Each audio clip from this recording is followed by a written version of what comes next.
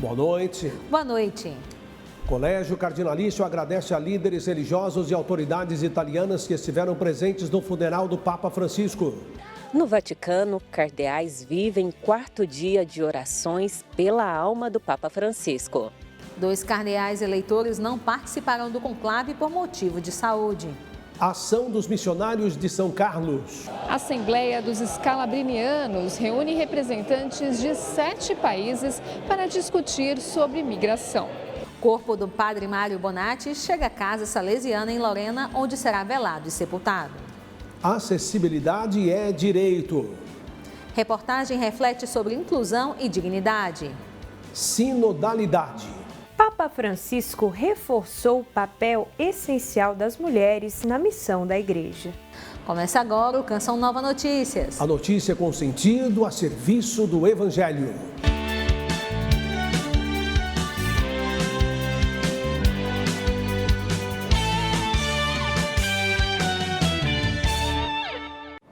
O Colégio dos Cardeais emitiu nesta terça-feira uma mensagem de agradecimentos aos líderes de outras religiões e comunidades eclesiais e às autoridades locais da Itália que estiveram presentes no funeral do Papa Francisco. Também hoje a Santa Sé divulgou os números do conclave. No total, eles são 133 eleitores. Seriam 135 cardeais eleitores, porém, 2 deles não vão poder participar por motivo de saúde. No total, eles vêm de 71 países diferentes dos 5 continentes. A Itália, ela é um dos países com maior número de eleitores, com 17 membros do Colégio Cardinalício. O país é seguido por Estados Unidos, com 10, e aí, em terceiro lugar, o Brasil, com 7, que ocupa a terceira posição entre os países com maior número de prelados. O cardeal mais jovem eleitor, ele é o australiano por adoção Mikola Bišok, de 45 anos. Originário da Ucrânia, o bispo eparquial dos santos Pedro e Paulo de Melbourne dos ucranianos. O mais velho é o espanhol Carlos Osoro Sierra, tem 79 anos. Lembrando a você que nos acompanha, os cardeais auxiliam o Papa tanto colegialmente quando são chamados para tratar de assunto de maior importância, quanto de forma individual, nos departamentos que ocupam no Vaticano, ajudando no cuidado diário de toda a Igreja. E agora a gente acompanha a reportagem da Danúbia Gleiser, porque foi realizada hoje uma missa em homenagem ao Papa Francisco no 4º dia do novenário. Com a cor vermelha do martírio, os cardeais viveram a missa do 4º dia de luto por Francisco. Na celebração, o cardeal Mauro Gambetti, arcipreste da Basílica Papal de São Pedro, no Vaticano, refletiu a passagem do Evangelho de Mateus que narra a vinda gloriosa de Jesus. Quando o Filho do Homem vier em sua glória e todos os anjos com ele, então se assentará em seu trono glorioso. Ele separará uns dos outros, como o pastor separa as ovelhas dos bodes, e colocará as ovelhas à sua direita, mas os bodes à esquerda. De acordo com o cardeal, as palavras de Jesus sugerem que não é a profissão de fé, o conhecimento teológico ou a prática sacramental que garantem a participação na alegria de Deus, mas o envolvimento qualitativo e quantitativo na experiência humana dos últimos dos nossos irmãos. La parabola, infatti, rivela la suprema dignità degli atti umani. A parábola, de fato, revela a suprema dignidade dos atos humanos, definidos em relação à compaixão, à solidariedade, à ternura e à proximidade na humanidade. De acordo com o cardeal, esses são traços destacados no Papa Francisco em um artigo do Observatório Romano. Un uomo che amava, si commuoveva, piangeva, invocava la pace. Um homem que amou, se emocionou, chorou, invocou a paz, riu, beijou, abraçou, espalhou calor. O amor de pessoas de todas as cores e de todos os lugares o rejuvenesceu. Sua ironia e inteligência o tornaram sábio. Sua humanidade era contagiante, chegava até as pedras. De suas doenças, foi sua fé saudável, enraizada no céu que o curou. Liberdade completa, respeito, esperança. Para o cardeal emérito José Gregório Rosa Chaves, o clima entre os cardeais é de liberdade completa, respeito, esperança e responsabilidade. De acordo com ele, a primeira coisa que se faz no colégio cardinalício é invocar o Espírito Santo, para que ele guie a cada um e decida quem será o próximo Papa. Dom José lembrou que o mundo é polarizado e que a Igreja não é feita de anjos, por isso as opiniões são diferentes, mas que na diferença se faz a unidade. Em meio aos preparativos do conclave, acontecem as atividades do Jubileu dos Deficientes. Perto do Vaticano, encontramos Marinella, que trabalha com portadores de deficiência e veio celebrar o jubileu. Nós somos todos voluntários, disse ela. É uma missão que preenche o coração, pois recebemos muito mais que nos doamos, concluiu. A expectativa cresce no mundo católico. Em pouco mais de uma semana começa o conclave que vai eleger o novo Papa. Em Brasília, nossa equipe conversou com um especialista da Conferência Nacional dos Bispos do Brasil, que nos ajuda a entender os bastidores, os desafios e o significado deste momento para a Igreja e seus fiéis. Mais de 100 cardeais vão se reunir na Capela Sistina para definir o sucessor do Papa Francisco. Para explicar o conclave e comentar as expectativas para o início desta tradição milenar, ao meu lado está o professor e analista político Melilo Diniz, que é do Grupo de Análise de Conjuntura Social da CNBB. Professor, muito obrigada por participar.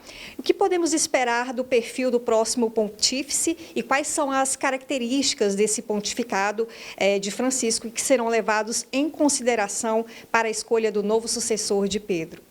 Creio que 3 dimensões. A primeira delas, a dimensão horizontal, a capacidade do próximo Papa, chefe de Estado, mas também líder da Igreja, de dialogar com todo mundo. Uma outra dimensão muito importante, que é a vertical, que é a capacidade de colocar a Igreja de uma forma organizada e orgânica. E a terceira dimensão transversal, que é o compromisso com o Evangelho. E é claro que todo o legado do Papa Francisco será levado em consideração pelo próximo Papa e pelos cardeais que vão o escolher. Nós sabemos que esta é uma escolha que envolve discernimento espiritual. Quais são, então, professor, os aspectos que envolvem a escolha do futuro pontífice? As listas não têm qualquer tipo de relevância, na minha visão. Muito mais do que isso, é exatamente esse processo de um profundo discernimento. Agora, nas congregações gerais, há muita oração e muito diálogo. E, ao mesmo tempo, há necessidade de comunhão e corresponsabilidade dos cardeais. Dito isso, eu creio que os aspectos principais é exatamente ser um homem que possa tocar a barca de Pedro para o momento que estamos vivendo.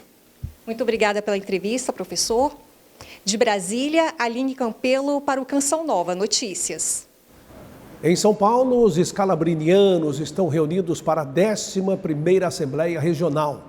Até quinta-feira, a congregação debate caminhos para fortalecer sua missão ao lado dos migrantes, população que enfrenta desafios crescentes em todo o país. Cerca de 100 representantes de 7 países da América do Sul estiveram presentes na Assembleia Regional dos Escalabrinianos, que acontece no Seminário João 23, em São Paulo. O objetivo é discutir de que forma os projetos estabelecidos pela congregação podem ser aplicados na região, além da reelaboração do relatório regional. Nós trabalhamos com a missão junto aos migrantes marítimos e refugiados, nos centros de casas de atenção aos migrantes, nos centros Stella Maris, junto aos portos, nas fronteiras, no trabalho de animação da juventude, com os leigos. Entre os assuntos debatidos estavam também os desafios atuais da migração. As decisões dos Estados Unidos, do Trump, que está colocando um problema que repercute em todos os países, o tema da expulsão, da deportação dos migrantes, do corte de recursos que poderiam ser ajudados. Esse é um dos temas. Outro tema forte é o tema das guerras, que provocam as migrações e expulsão em massa de diferentes grupos. Nós temos grandes comunidades de imigrantes nos Estados Unidos e muitas vivem um momento de medo. A igreja, ela tem esse protagonismo. Ela está vivendo nesse momento semeando esperança, sendo um lugar onde o migrante encontra um refúgio, encontra paz e encontra um ser como comunidade e proteção. Caminhemos na caridade com gratidão e esperança. É o tema a ser trabalhado na Assembleia Regional deste ano. Outro assunto tratado faz referência ao ano jubilar e é o lema do encontro: a esperança não engana. Foi o tema escolhido no capítulo do ano passado, né? Peregrinos de Esperança, estamos vivendo esse ano jubilar, e dizia o Papa Francisco no dia 28 de outubro do ano passado, ao término do nosso capítulo, que nós somos convidados a promover uma pastoral da esperança junto aos migrantes. Após uma ampla operação da Polícia Federal que apura um esquema bilionário de fraudes no INSS, o ministro da Previdência Social, Carlos Lupe, foi convocado para prestar esclarecimentos nesta terça-feira em audiência na Comissão de Previdência na Câmara dos Deputados. A participação do ministro Carlos Lupe foi solicitada pelos deputados Rui Carneiro e Laura Carneiro. Durante a audiência, Lupe defendeu o fim do desconto automático na folha de aposentados para evitar desvios de associações. Disse ainda que não vê solução para as fraudes no INSS se as autorizações para o desconto se mantiverem. O ministro também combateu a prisão de todos os envolvidos do grupo criminoso. Segundo investigações da Polícia Federal, os descontos irregulares passam de 6 bilhões de reais em aposentadorias e pensões entre 2019 e 2024. Na última semana, o deputado federal, Coronel Crisóstomo, afirmou que está colhendo assinaturas para pedir a criação de uma comissão parlamentar de inquérito para investigar entidades envolvidas em fraudes ligadas a benefícios de aposentados. Para que o pedido seja protocolado, são necessárias 171 assinaturas. De Brasília, Aline Campelo para o Canção Nova Notícias. A partir de quinta-feira, 1º de maio, entra em vigor a bandeira amarela nas contas de luz em todo o país. A mudança significa cobrança extra na tarifa e reforça a importância de medidas conscientes para economizar energia. Rita aderiu a diversas medidas para economizar energia. As telhas de vidro na garagem e no corredor ajudam na iluminação natural, dispensando a eletricidade, assim como outras atitudes. Essa blusa que eu estou usando, eu só lavo, né? A máquina acaba de lavar, eu já vou lá, já dou uma boa sacudida em todas as roupas, eu não deixo lá na máquina, né? Aí depois eu venho e coloco todas esticadinhas no varal. No que eu recolho, eu já dobro, passo a mão e ali fica. Tudo que não tem necessidade de funcionar fica desligado. A televisão também não escapou da economia da casa. O resultado é bom para o orçamento da família. Há alguns meses, a conta de luz não tem ultrapassado os R$ 115. Todo o valor que você economiza, você pode gastar com outro bem ou, um exemplo, com algum lazer, né? O jeito é fazer como a Rita, economizar. Isso porque a conta de energia vai ficar mais cara a partir de maio. Com a bandeira amarela adotada pela ANEEL, a Agência Nacional de Energia Elétrica, os consumidores vão pagar quase R$ 2 a mais a cada 100 kWh. Por exemplo, se os reservatórios das hídricas estiverem cheios, é uma energia mais barata, a bandeira é verde, não tem valor nenhum a ser acrescido. Conforme existe a necessidade de energia mais cara das termoelétricas serem acionadas, esse valor varia. Famílias de baixa renda terão um auxílio para que não sejam impactadas por este aumento, que pode ser solicitado. Quem que pode ter esse benefício? São as pessoas que estão cadastradas no CAD único, né, do governo federal, e normalmente tem um tipo de benefício, né, que é o Bolsa Família, ou pessoas que estão no programa lá, que é acima de 65 anos e tem esse benefício também. Existe a tarifa social, né, que pode proporcionar economias de até 65% na tarifa das pessoas.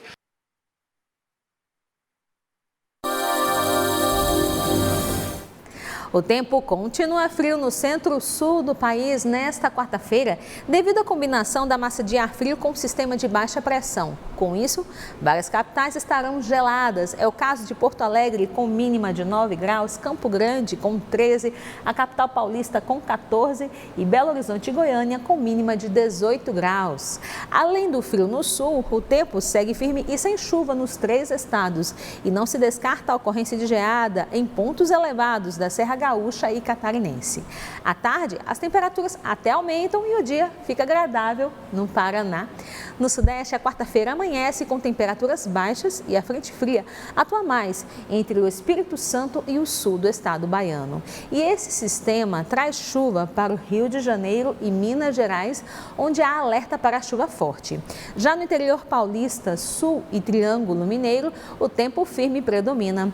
Chove forte também no centro-sul do Piauí e Maranhão. E no sertão nordestino, sol e calor. No centro-oeste, não chove em todo Mato Grosso do Sul, sul do Mato Grosso e Goiás. Nas demais áreas do centro-oeste, pode ter pancadas de chuva. E a gente encerra falando do norte, onde os temporais continuam se espalhando. No Acre, Amazonas, Roraima e Pará. Mas no Tocantins, o sol aparece. A acessibilidade continua sendo um desafio em muitas cidades brasileiras. Nesta reportagem você vai ver que a inclusão vai além de rampas e calçadas. É uma questão de respeito e dignidade. Um olhar sensível sobre como a fé e a empatia de cidadãos que decidiram pôr a mão na massa e empreender podem transformar barreiras em caminhos possíveis.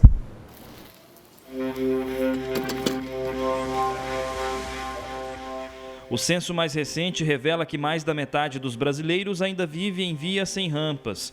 Em números, são quase 120 milhões de pessoas. 20 milhões moram em ruas sem pavimentação. Por trás dos números, há vidas e histórias. Se a gente não encontra acessibilidade próxima, a gente tem que dar uma volta muito maior, então a gente acaba perdendo bastante tempo, tem que sair de casa bem mais cedo para cumprir tarefas simples. Acaba atrapalhando bastante.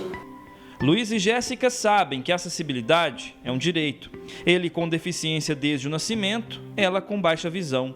Unidos pelo amor e por uma missão, fundaram uma empresa de consultoria para orientar quem quer incluir de verdade. A gente entende que aqui a gente tem mais a contribuir do que no dia a dia de uma outra empresa, onde a gente muitas vezes não tem como falar o que a gente consegue falar hoje através da nossa própria empresa. Mesmo onde há rampas, faltam caminhos completos. Calçadas desniveladas, guias altas, obstáculos urbanos que se tornam muralhas para quem somente deseja ir e vir. Mesmo em dias nebulosos, há fé em um futuro mais acessível. Se ele não escolhesse me fazer como ele me fez, eu não conseguiria chegar aonde eu cheguei, eu não iria ajudar as pessoas que eu ajudei. Então eu acredito muito nisso. Eu sempre respeitei muito essa escolha de Deus para minha vida. Segundo o censo de 2022, menos de 9% da população brasileira reside próxima de pontos de ônibus. Isso mostra que o transporte público não é uma opção viável para pessoas com deficiência. A falta de estrutura permanece desde a porta de casa e ao longo de todo o trajeto.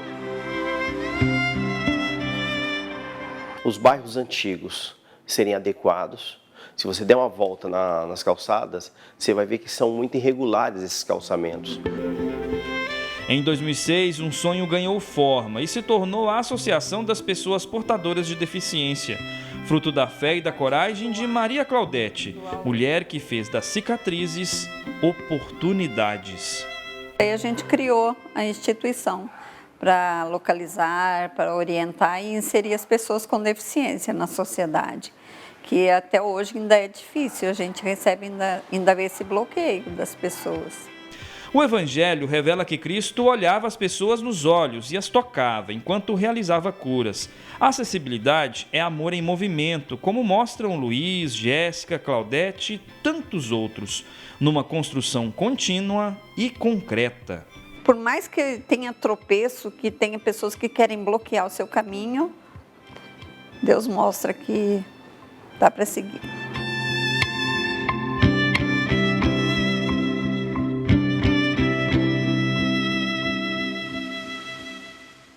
O ensinamento do Papa Francisco nos convida a pedir a graça, a sabedoria de ir de encontro das pessoas como a um irmão e de não ver ninguém como um inimigo.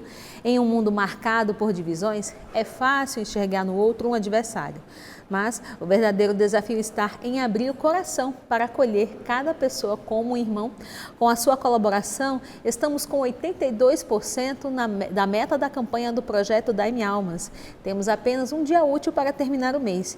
Doe pelo Pix com a chave pix.doação@cançãonova.com. Obrigada por sua generosidade. A valorização da mulher é uma marca do pontificado de Francisco. De maneira inédita, o Santo Padre ampliou a presença feminina na Santa Sé, com 6 mulheres em cargos importantes. Entre 2014 e 2021, durante as celebrações marianas, Francisco reforçou em suas homilias o papel de Maria como mãe da esperança, conectando fé e protagonismo feminino dentro da igreja. No início do ano, irmã Neuza, da Conferência dos Religiosos do Brasil, foi convidada pelo Vaticano para ministrar uma palestra às mulheres. A religiosa, que escreveu um artigo com o título Papa Francisco e a presença da mulher na Igreja, reforça o zelo do pontífice com a figura feminina. O Papa Francisco sempre nos disse que a Igreja precisava ouvir mais mulheres e valorizar o seu papel em todos os processos que ajudassem a ter um rosto mais, digamos, também carinhoso e não apenas duro pelas decisões, né? Também a irmã Paulina Helena comenta a forma como o Santo Padre abriu portas para todos e, sobretudo, para as mulheres. Colocando mulheres, ele vai ajudando a nós mudarmos o nosso olhar sobre a mulher e perceber que o projeto de Deus é esse mesmo, mulher e homem à sua imagem, e sermos colaborativos, não concorrentes, nenhum pisar sobre o outro, mas viver a relação fraterna. Muitos papas da Igreja Católica escreveram sobre a presença feminina e o seu papel na sociedade. Paulo VI deixou uma mensagem no Concílio Vaticano II às mulheres. Papa João Paulo II escreveu a carta aberta às mulheres e, recentemente, Francisco as inseriu em papéis relevantes na Igreja. Ele nomeia, na verdade, pela primeira vez uma mulher como subsecretária do Sínodo dos Bispos com direito ao voto, né? A francesa Nathalie. De 2014 a 2021, nas celebrações em honra a Maria Santíssima Mãe de Deus, o Papa Francisco recordou em suas homilias a Virgem como Mãe da Esperança e inspiração viva para o caminho das mulheres.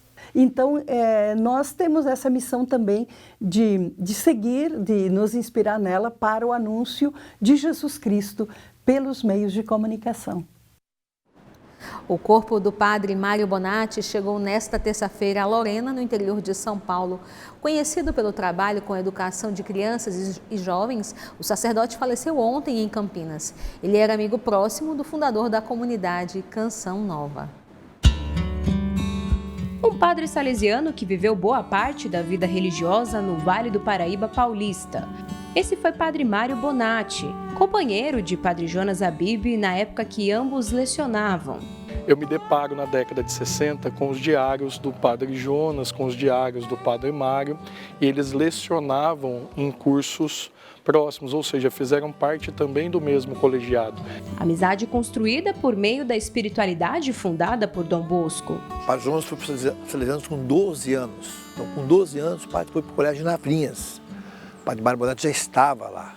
Ele tinha essa união com o Padre Jonas nessa sabedoria dos salesianos. Então, é muito querido. O que os dois transpiravam é esse amor a Dom Bosco, né? Olho no olho, essa alegria, o respeito, irmãos. Quem conviveu com o Padre Mário conhece a admiração que o sacerdote cultivava pelo fundador da Canção Nova. O Padre Mário falava sempre com muito carinho da Canção Nova, do Padre Jonas, da história do Padre Jonas, né, do amor com que ele tinha para com a juventude e sempre tinha esse respeito da relação entre eles. Por mais de 50 anos, Padre Mário Bonatti atuou como professor acadêmico. E boa parte dessa história aconteceu aqui, neste colégio, no interior de São Paulo. Das aulas lecionadas estão sociologia, filosofia, linguística e entre outras. O seu legado deixado é de alguém que esteve sempre muito disposto a ajudar os alunos e a quem precisasse. O Padre Mário entendeu que a presença, não com muitas palavras, mas com as suas ações, com seu olhar, com seus conselhos, fazia e fez toda a diferença na vida de tanta gente. Padre Mário também contribuiu com o desenvolvimento intelectual e espiritual das pessoas. Foi autor de vários livros, sendo até chamado por Monsenhor Jonas de profeta da esperança. O Padre Mário escrevia muito bem, é um texto convidativo, é um texto leve, é um texto para todos, porque era o que ele queria, que todos tivessem acesso. Mas uma das obras mais famosas e mais importantes está nesta frase, nesse título: a vida tem a cor que você pinta.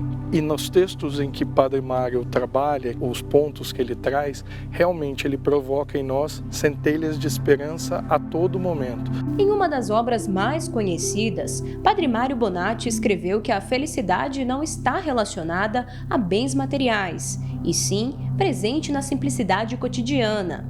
A vida tem a cor que você pinta. Olhando para o céu, duas pessoas podem ver o imenso azul, ou os urubus. Se há sol dentro de você, seu mundo será colorido.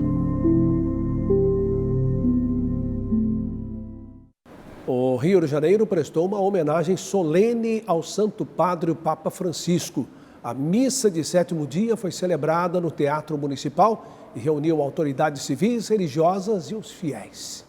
O cenário, conhecido por grandes espetáculos, se transformou em um grande templo de fé. A missa de 7º dia foi uma demonstração da profunda admiração e carinho do povo carioca pelo Papa Francisco. Celebrar o 7º dia aqui no Teatro Municipal, que não é um espaço religioso, né? Mas esse testemunho profético que ele nos deu. Estejam no mundo, não sendo do mundo. O Santo Padre teve uma relação especial com o Rio de Janeiro. Em 2013, sua primeira viagem internacional como pontífice foi justamente para a capital fluminense durante a Jornada Mundial da Juventude. À época, Francisco cativou milhões de jovens e fiéis com simplicidade, humildade e forte apelo à solidariedade. Uma despedida marcada de emoção e gratidão. O Papa Francisco deixou um exemplo que ecoa além das fronteiras da fé, o de uma liderança comprometida com o amor, a justiça e a esperança. Francisco revolucionou a maneira de ser Papa. Optou por uma vida simples, preferindo o contato direto com as pessoas e renovando a esperança de muitos dentro e fora da igreja. Pessoa muito humilde, muito entregue a Deus e à religião católica, sem ambição. A gente celebra hoje aqui realmente o 7º dia do Papa Francisco e pede que Deus continue recebendo ele com alegria, com tudo que ele fez. Pela sua simplicidade, pela sua humildade, ele nos fez recordar que a nossa igreja é feita realmente para aqueles que mais precisam. As marcas que ele aqui deixou, toda a renovação de fé, toda essa lufada de ar fresco, de alegria que ele trouxe consigo. Seu pontificado foi marcado pelo diálogo interreligioso, a luta pela justiça social e o cuidado com o meio ambiente, como expressado na encíclica Laudato Si. Seu legado de compaixão e coragem continuará a inspirar gerações. Em Aracaju, os fiéis participaram do novenário de luto pelo Papa Francisco. Organizado pela Arquidiocese, o evento reúne orações e missas diárias até o próximo domingo. Maria, Mãe de Deus. É com o terço na mão, pedindo a intercessão de Nossa Senhora, que os aracajuanos rezam juntos pela alma do Papa Francisco. Este foi o 4º dia do novenário realizado na Catedral Metropolitana da capital sergipana.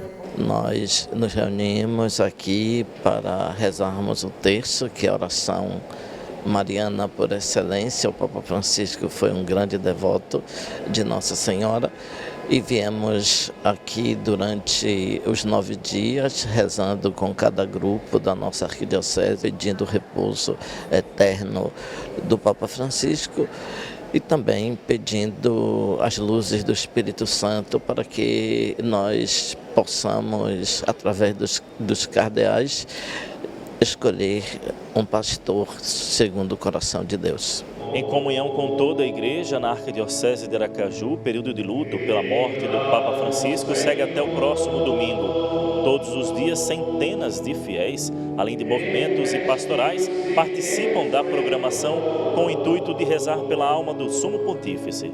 Papa Francisco foi uma bênção para todos nós, né? O que ele nos ensina é a humildade. Eu sou muito humilde, né? E sempre incentiva as pessoas a serem humildes. O sentimento da igreja é de tristeza por perder uma pessoa querida que falou não só a igreja, mas também o mundo, o Papa Francisco. Mas é também um sentimento de esperança, porque nós sabemos que para o cristão a vida não é tirada, mas é transformada. E pedimos, não só pela alma do Papa, pela pessoa do Papa, mas também pedimos para que o Senhor envie um pastor segundo o seu coração para a igreja. Nós estamos em comunhão com toda a igreja, em todos os continentes, em todas as paróquias e catedrais, e não vamos deixar passar em branco também aqui na Arquidiocese de Aracaju. Estão atendendo o chamado aí do arcebispo com os movimentos pastorais todos os dias, às 16 horas, Santo Terço, e logo após a Santa Missa aqui na Catedral. Nos 65 anos de Brasília, a tecnologia resgata uma parte pouco conhecida da história da capital. Com o uso da inteligência artificial, ganha vida a memória da Vila Amauri, antigo bairro operário submerso pelo Lago Paranoá, que abrigou trabalhadores da construção da cidade. Hoje, sua história vive apenas na lembrança daqueles que lá estiveram.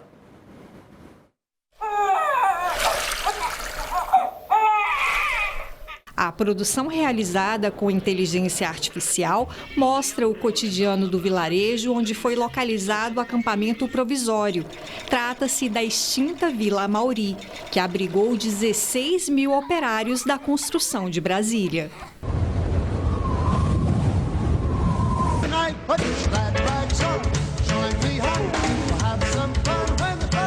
Essa ideia de pegar fatos históricos ou locais históricos do ponto de vista da primeira pessoa, né, ela começou há algum tempo no mundo inteiro. Olhando isso, eu tive essa ideia, vamos fazer algo similar, mas com a história de Brasília, que não foi feito nada até agora.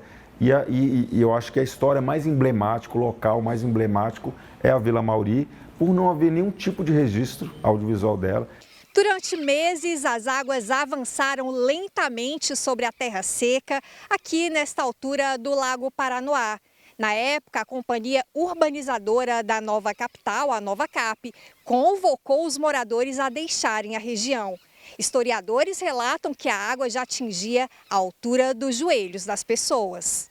Mas nenhum registro audiovisual daquela comunidade ficou arquivado. Apenas esta foto serviu como referência. Então a gente resolveu animar isso, né, com a ajuda da inteligência artificial, para mostrar a vila do ponto de vista do morador. Como é que era o dia a dia ali? Era muito comum assim, as mulheres que viviam ali faziam algum serviço para os operários, para os candangos, então era costura, lavar roupa, fazer comida, era assim que elas sobreviviam. As crianças viviam ali também muito largadas, muitas vezes sem escola, sem onde ficar. E mostramos também a água enchendo, né? Pouco a pouco, ela demorou quase um ano para encher. Eu cheguei só com a mulher e 4 filhos, sofri nessa Brasília todinha. Eu me lembro da Vila Amauri lá, que hoje está dentro da barragem do Paranoá. O local foi submerso pelo Lago Paranoá, hoje cartão postal da capital federal. Na época, os trabalhadores da vila foram informados que precisariam sair do acampamento quando a obra da barragem do lago terminasse e as comportas estivessem fechadas. Apesar do acordo, houve resistência por parte das famílias. Não há registros de mortes durante a inundação da Vila Mauri, mas muitas vidas foram marcadas por aquele momento. Hoje, o Lago Paranoá reflete contrastes. À beira da água convivem luxo e memória. As mansões que margeiam o lago silenciam a história de um povo simples, que ajudou a construir os alicerces da nova capital. A Vila Mauri foi mais do que um lugar. Foi um cenário de lutas, de sonhos e de mãos calejadas que ergueram o coração político do Brasil. Neste aniversário de 65 anos de Brasília, homenageamos essas histórias invisíveis, mas essenciais para entendermos quem somos.